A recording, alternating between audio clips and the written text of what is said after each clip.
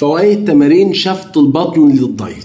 اول حاجة بتساعد كتير جدا على حرق الدهون، ومش بس كده، كمان بتزود اللياقة البدنية وبتحمي كتير من اصابات العمود الفقري، وبتخلي مفاصلك زي الحديد، وكمان بتزود قدرتك الشديدة على التحمل الشديد للضغوط النفسية، وبتخلصك من الكرش وترهل البطن ونزوله لأسفل، وكمان بتزود الثقة بالنفس نتيجة للحصول على بطن مشدود وقوام مشوق، وبتقوي عضلات البطن وبتجعلها أكثر مرونة نتيجة لشد البطن للداخل. ده كله يا صديقي بسبب زيادة معدلات الأيض في جسمك.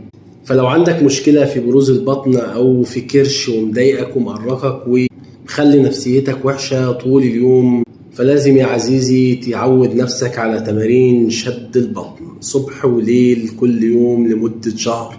صدقني هتشوف فرق كبير جدا وتطور في جسمك وفي حياتك.